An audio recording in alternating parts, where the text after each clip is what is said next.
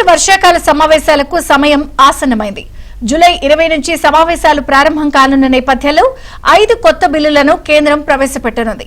గత సమావేశాల్లో వీగిపోయిన డీలిమిటేషన్ బిల్లును మరోసారి సభ ముందుకు మోదీ సర్కార్ తీసుకురానుంది. అయితే ఈ వ్యవహారంపై కేంద్రం స్పష్టమైన వైఖరి చెప్పాలంటూ డిమాండ్ చేస్తోంది విపక్ష కాంగ్రెస్.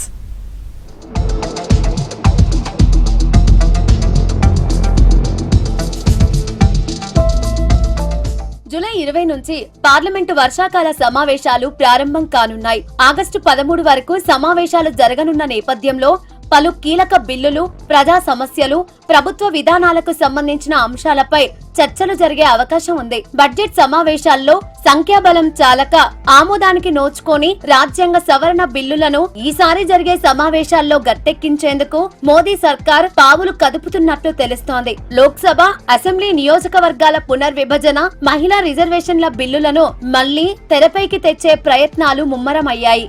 తృణమూల్ కాంగ్రెస్ పార్టీకి చెందిన 20 మంది అసమ్మతి ఎంపీలు ఎన్సీపీఐలో విలీనమై ఎన్డీఏకు మద్దతు ప్రకటించారు. అంతేకాకుండా శివసేన యూబీటీ వర్గానికి చెందిన 6 ఎంపీలు ఏక్నాథ్ షిండేలోని శివసేనలో చేరారు. ఈ ఎంపీలకు గుర్తింపు లభిస్తే వెంటనే వారు అధికార కూటమి వైపు మారుతారు.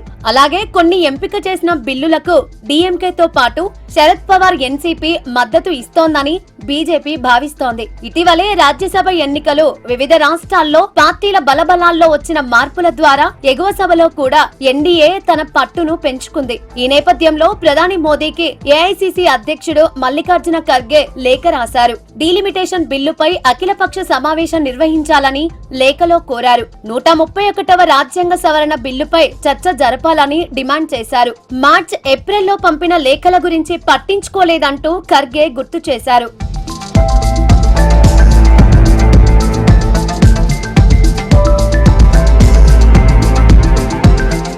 కాంగ్రెస్ అగ్రనేత సోనియా నివాసంలో కాంగ్రెస్ వ్యూహ కమిటీ సమావేశం నిర్వహించారు. ఈ సమావేశానికి మల్లికార్జున ఖర్గే, కేసీ వేణుగోపాల్ తో పాటు పలువురు కీలక నేతలు హాజరయ్యారు.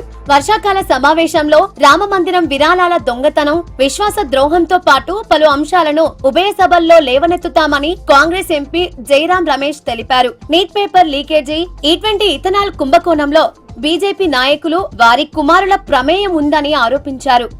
और इस 19 दिन में से 16 दिन बिजनेस होगा, क्योंकि प्राइवेट मेंबर बिल 3 दिन में चले जाएंगे, तो 16 दिन में विधेयक पारित होना है. जो विपक्ष मुद्दे उठाते हैं उस पर चर्चा होनी है. और हमारा अनुभव ये रहा है, सरकार सर्वदलीय बैठक में तो मान लेती है कि आपके मुद्दों को हम प्राथमिकता देंगे, चर्चा कराएंगे.